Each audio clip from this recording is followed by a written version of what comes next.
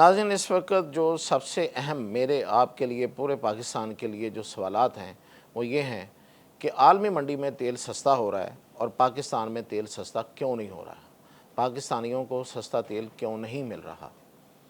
اور پھر دوسری بات، جو دوسرا اہم سوال ہے وہ یہ ہے کہ ایران اب تیل کی مارکیٹ میں آ رہا ہے اور اس میں آنے میں اب کوئی دیر نہیں ہے، زیادہ دیر نہیں ہے، کیونکہ امریکہ نے بھی پابندی اٹھا لی ہے اور اس کی اپنی پروڈکشن بھی ہے اور اب وہ تیل کی مارکیٹ میں اوپن تیل بیچنے کے لیے آ رہا ہے۔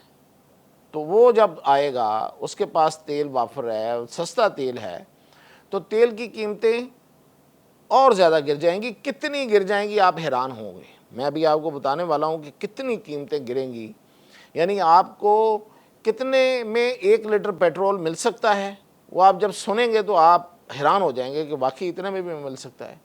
لیکن یہاں پہ ایک سوال ہے کہ کیا ہم نے کو تیاری کر رکھی ہے کہ ہم ایرانی تیل کو لے لیں؟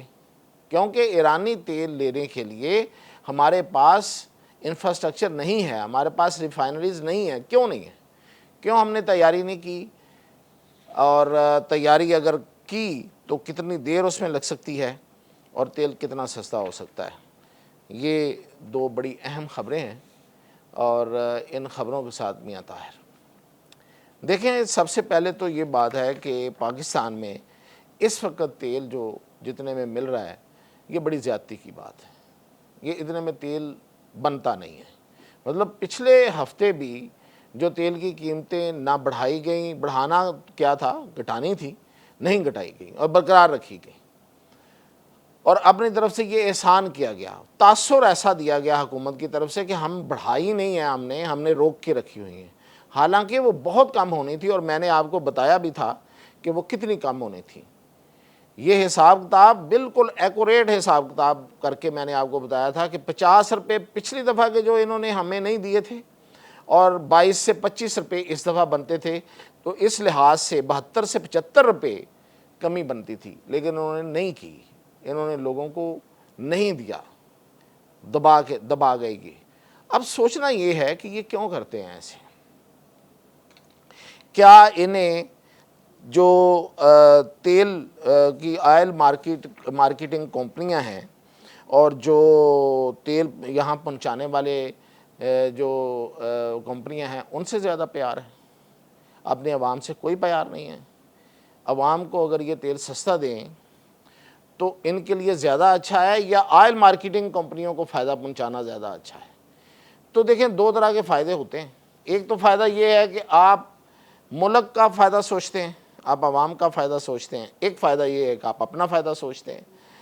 تو اگر تو آپ ملک کا فائدہ سوچتے ہیں تو پھر وہی کریں جو میں نے آپ کو بتایا ہے۔ حساب کتاب یہی ہے، اس سے زیادہ ادھر ادھر بالکل نہیں ہے۔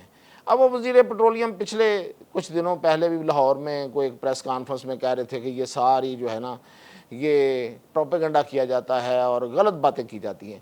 اور بھئی غلط باتیں اگر کی جاتی ہیں تو آپ فیکٹس اینڈ فگرز سے ثابت کر دیں گے یہ غلط باتیں، اور فیکٹس اینڈ فگرز بھی ان کے خیر اپنے ہی ہوتے ہیں جب کبھی یہ لے کے آتے ہیں۔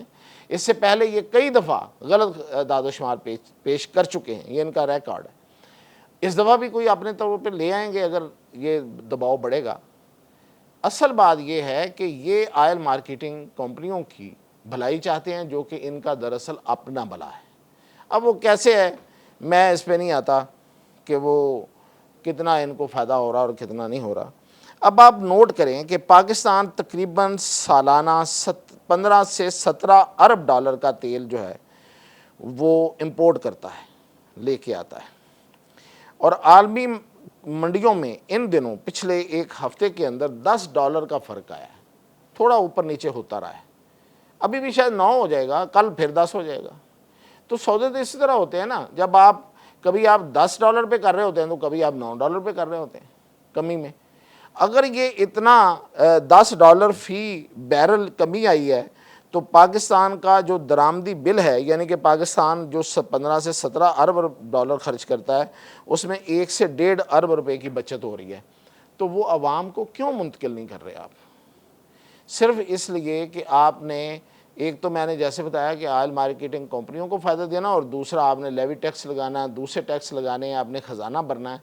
کیوں کہ خزانہ بھرنے کے دوسرے جو ذرائع ہیں جو ٹیکس لگانے کا جو طریقہ کار ہے وہ آپ کا ٹھیک نہیں ہے، آپ ٹیکس اکٹھا کر نہیں پاتے، جن سے ٹیکس لینا ہوتا ہے سپر ٹیکس تو آپ معاف کر دیتے ہیں، یعنی کہ جو امیر، جو انڈسٹریلسٹ، جو صنعت کار، بڑے بڑے تاجر جو ہیں، ان پہ جو سپر ٹیکس لگایا تھا اس کو تو آپ نے ختم کر دیا۔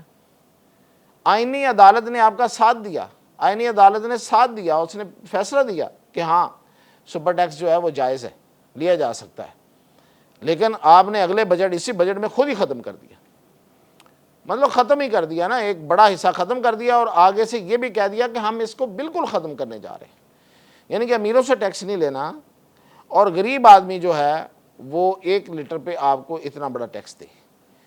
ایک تو یہ بات تو اب پتہ نہیں اس کا کیا ان کے پاس جواب ہے جو یہ میں باتیں کر رہا ہوں، اور دوسری بات یہ ہے، ایک سے مطلب نہ صرف یہ کہ آپ کے لوگوں کو، عوام کو آپ فائدہ دیتے ہیں، بلکہ آپ کا زر مبادلہ بھی کم ہوا ہے، آپ کا زر مبادلہ جو خرچ ہوتا ہے، یعنی کہ ڈالر کی صورت میں آپ خرچ کرتے ہیں، وہ بھی، اس میں بھی کمی آئی ہے۔ اب آتا ہوں میں اس طرف کہ پاکستان میں اگر ایرانی تیل آتا ہے، جو کہ ایرانی تیل مارکیٹ میں آنے کو تیار ہے بالکل، تو پاکستان میں تیل جو ہے وہ آپ حیران ہوں گے میری یہ بات سن کے کہ 40 سے 50 روپے فی لیٹر مل سکتا ہے۔ بالکل یہ بالکل بات ٹھیک ہے کہ اگر ہم ایرانی تیل لے لیں، حاصل کر لیں، اتنا سستا تیل ہے کہ 40 روپے سے 50 روپے فی لیٹر تیل اگر مجھے آپ کو ملے، تو آپ بتائیں کہ کہاں جائے گی مہنگائی، اور کہاں پھر یہ ملک کس طرح سے ترقی نہیں کرے گا۔ مطلب یہ کہ مہنگائی ڈاؤن ہوگی، چیزوں کی جو پروڈکشن ہے اس میں خرچہ کم ہوگا، آپ کی برآمدات بھی بڑھیں گی، ملک کے اندر بھی ایک خوشی کی لہر آئے گی، ایک ریلیف آئے گا، اور مہنگائی کم ہوگی اور لوگوں کی زندگیاں آسان ہوں گی۔ اب اس میں رکاوٹ کیا ہے؟ رکاوٹ یہ ہے کہ ہمارے ہاں انفراسٹرکچر نہیں ہے ایرانی تیل لانے کا، یعنی کہ ہم نے وہ ریفائنریز نہیں لگائیں، جو ہمارے ہاں اس وقت ریفائنریز ہیں وہ ایرانی تیل کو ریفائن نہیں کر سکتی، وہ اس کے مطابق نہیں ہے۔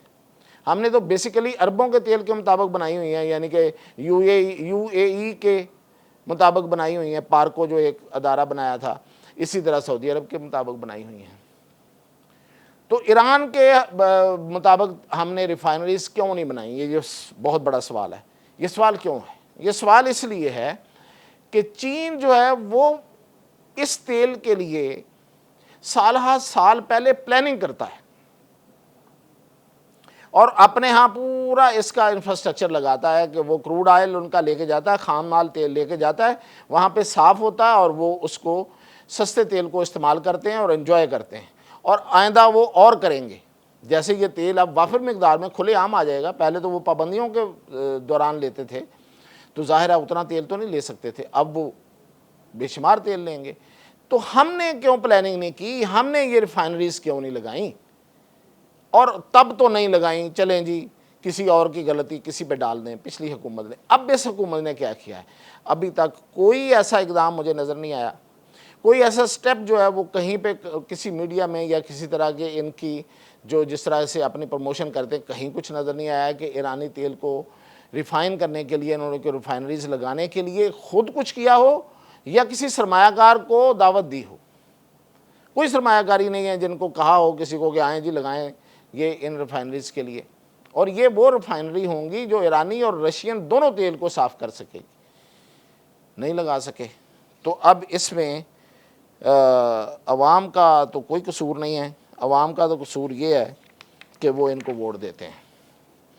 اب پاکستان جو ہے وہ روزانہ آپ اندازہ کریں کہ 5 لاکھ بیرل تیل استعمال کرتا ہے، اور یہ جو ہماری ضرورت ہے یہ ایران بڑے آرام سے پوری کر سکتا ہے ہماری، اور پاکستان نے اپنے پچھلے 10 سال ضائع کر دیے، چین نے اس 10 سالوں کے دوران اپنی پلاننگ کی اور وہاں ریفائنریز لگا لی۔